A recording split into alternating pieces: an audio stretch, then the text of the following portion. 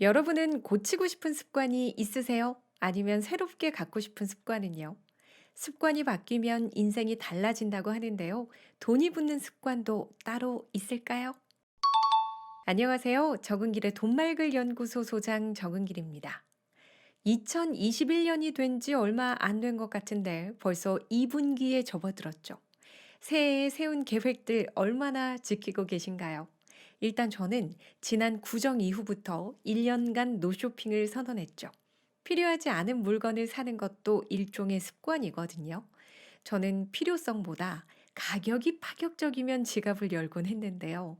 이런 습관을 고쳐보고 싶었고, 지금까지 쇼핑을 하지 않고 있습니다. 이런 것도 돈이 붙는 습관이겠죠. 제가 오늘 영상에서 참고한 책은 습관을 조금 바꿨을 뿐인데 잘 풀리기 시작했다입니다.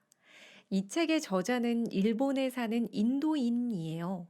1973년 인도 뉴델리에서 태어났고 아버지를 따라 일본에서 자랐습니다. 돈도 인맥도 없고 언어도 서툰 탓에 쪼들리는 생활을 해야 했죠. 그러던 어느 날 인도의 대부호에게 당신은 분명 잘 될 거다. 아주 조금만 바뀐다면 이라는 말을 듣게 됩니다. 그때부터 그는 성공한 억만장자들의 말, 행동, 태도를 관찰하고 따라하기 시작하는데요. 그 결과 수십 개의 사업체를 운영하는 백만장자 사업가가 됐습니다. 그는 도대체 어떤 습관을 실천한 걸까요? 제가 이 책을 읽으면서 깜짝 놀랐어요. 그 습관들 중에 돈말글이 딱 있는 거예요. 우리의 삶을 풍요롭게 바꿔줄 세 가지 습관을 지금부터 알려드리겠습니다. 성공 습관 1. 돈으로 시간과 공간을 사기. 여러분, 돈은요, 아끼고 모으는 것도 중요하지만 잘 쓰는 것도 진짜 중요합니다. 아무리 10년, 20년 악착같이 모으면 뭐하나요? 한 번의 실수로 다 잃어버리면 아무런 소용이 없습니다. 그래서 내 소비에 대한 철학이 있어야 돼요. 그 철학 중 하나 추천해드리고 싶은 게 바로 돈으로 시간과 공간을 사는 겁니다. 걸어서 40분 걸리는 곳을 지하철을 타고 가면 15분이 걸려요. 시간을 절약하는 거죠. 택시를 타면 어떨까요? 택시로는 넉넉 잡아 10분 정도 걸리겠죠. 시간을 절약하는 효과는 별로 없습니다. 그런데 돈은 3배 정도가 들 거예요. 여러분은 지하철 대신 택시를 타는 선택을 어떻게 생각하시나요? 불필요한 지출이라고 보시나요? 이 책의 저자는 그렇지 않다고 말합니다. 택시를 이용하면 10분의 개인 시간이 생기는 거예요. 그것도 나만의 공간에서 말이죠. 택시로 이동하는 동안 다음 미팅에 사용할 자료를 검토하거나 업무 관련 전화 통화를 하거나 두세 통의 이메일도 쓸 수 있어요. 또는 가볍게 눈을 감고 휴식을 취할 수도 있죠. 이 시간을 잘 활용한 덕분에 다음 일정에서 만족스러운 성과를 거뒀다면 어떨까요? 나만의 시간과 공간을 사는 데 쓴 돈은 일종의 투자가 될 겁니다. 저자가 말하는 돈 쓰는 기준의 요점은 돈을 지불해서 내가 어떠한 편리를 손에 얻을 수 있는가입니다. 낭비, 허비라는 말에 위축되지 말라는 말도 덧붙입니다. 마음이 편한 환경, 기분 좋은 공간에 있으면 운이 따라온다고요. 일정 금액을 내고 쾌적한 환경을 얻음으로써 스트레스 없이 일을 처리할 수 있다면 그 비용 대비 가치 효과는 결코 작지 않습니다. 생각해보면 우리는 눈에 보이는 물건을 저렴하게 사는 데에만 급급한 것 같아요. 오히려 돈은 눈에 보이지 않는 시간이나 공간에서 만들어지는 게 더 많은데 말이죠. 이런 생각을 할 수 있어야만 돈이 붙는 습관도 만들 수 있을 것 같네요. 성공 습관 2. 내 장점 수집하기. 혹시 다른 사람이 나를 칭찬하는 말을 하면 어쩐지 민망하고 쑥스러워지시나요? 그래서 아유, 아니에요. 이런 식으로 대답하시나요? 앞으로는 그러지 말자고요. 오히려 더 적극적으로 다른 사람들에게 여러분의 장점을 물어보세요. 아무리 머리가 좋은 사람도 스스로를 객관적으로 보는 건 어렵습니다. 나의 장점은 이거야 라고 생각했는데 다른 사람이 그렇게 생각하지 않는다면 그건 착각이죠. 내가 가지고 있는 무기를 잘 아는 일은 정말 중요합니다. 내가 가진 장점을 제대로 파악하지 못해서 이미 가지고 있는 보물을 썩히는 거나 마찬가지거든요. 내가 가진 무기가 무엇인지는 나를 가까이에서 지켜봐온 제3자가 잘 알려줄 수 있습니다. 제 지인은 자신의 SNS에 이렇게 물어보더라고요. 제 장점을 하나씩 말해주세요. 요즘 마음이 힘들어서 자존감이 많이 떨어졌는데 여러분이 장점을 말씀해 주시면 금방 기운을 차릴 것 같아요. 그래서 저도 그 사람의 장점을 댓글로 남겨줬습니다. 저 말고도 댓글을 남긴 사람들이 진짜 많았어요. 아마 그 댓글들을 읽으면서 금방 에너지를 충전했을 것 같더라고요. 여러분도 주위 사람들에게 적극적으로 물어보세요. 그리고 자신감을 충전해 주세요.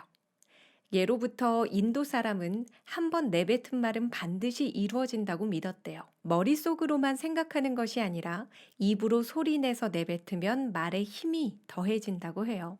내 장점도 다른 사람들에게 많이 물어보고 나도 다른 사람들의 장점을 많이 말해주는 시간을 갖다 보면 나도 내 주위 사람들도 꽤 괜찮은 사람으로 성장하지 않을까요? 나의 장점을 제대로 이야기하며 내가 가진 무기를 잘 활용할 수 있게 되면 돈을 버는 능력도 같이 성장하지 않을까 싶습니다. 성공 습관 3. SNS에 좋은 글 쓰기. 여러분은 인스타그램이나 페이스북 같은 SNS를 하시나요? 아니면 블로그나 포스트, 브런치 등 꾸준히 글을 쓰는 어떤 매체를 가지고 계신가요? 없다면 하나 만들어 보시고 이미 있다면 그곳에 좋은 글을 쓰는 습관을 만들어 보면 좋겠습니다. 일단 내가 쓰는 글을 많은 사람들이 봐주면 좋겠죠.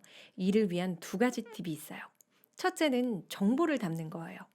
만약 내가 어떤 맛있는 음식을 먹었어요. 그러면 오늘 이걸 먹었어요. 맛있었어요.로 끝내면 단순한 자랑처럼 보입니다. 사람들이 별로 좋아하는 글은 아니에요.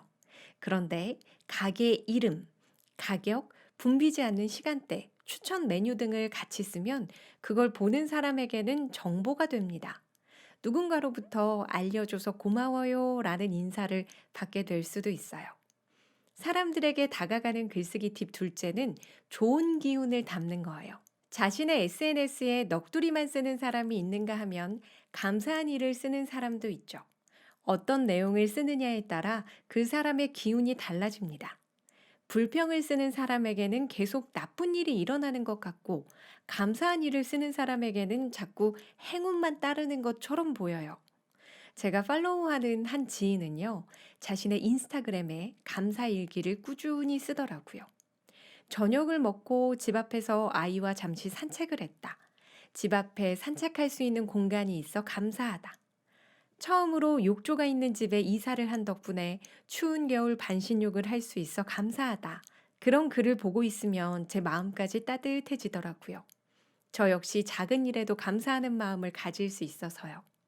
우리도 그런 글을 꾸준히 쓸 수 있다면 계속 감사할 일이 생기지 않을까요? 그리고 그거 아세요? 돈도 이렇게 감사한 마음을 가진 사람에게 잘 붙는다는 거요. 이미 가진 것도 소중히 생각하지 않는 사람과 적은 돈이지만 감사한 마음으로 저축하고 쓰는 사람 중 누구에게 돈이 더 잘 모일까요? 당연히 감사한 마음으로 돈을 대하는 사람이죠. 평소 SNS에 쓰는 짧은 글에서도 그런 감사한 마음이 잘 드러나는 습관을 가진 사람이라면 삶이 좋은 쪽으로 바뀌는 건 시간 문제가 아닐까요? 제가 오늘 말씀드린 성공을 위한 습관은 그리 거창하고 대단한 게 아닙니다. 돈을 쓰는 기준을 다시 한번 생각해 보고 나의 장점에 관한 말을 자주 듣고 감사한 일을 계속 써보는 게 전부예요. 그리 어렵지 않죠? 습관 자체는 단순하지만 밥을 먹고 잠을 자고 숨 쉬는 것처럼 자연스러운 습관으로 만드는 일은 만만치 않을 거예요. 그래도 우리 함께 시도해 볼까요? 돈이 붙는 습관이니만큼 시도해 볼 만한 가치가 충분히 있다는 생각이 듭니다. 지금까지 습관을 조금 바꿨을 뿐인데 잘 풀리기 시작했다 였습니다. 오늘 영상이 마음에 드셨다면 구독, 좋아요, 알림 설정 꼭 해주세요. 여러분의 댓글도 환영합니다. 그럼 저는 다음 영상에서 뵙겠습니다.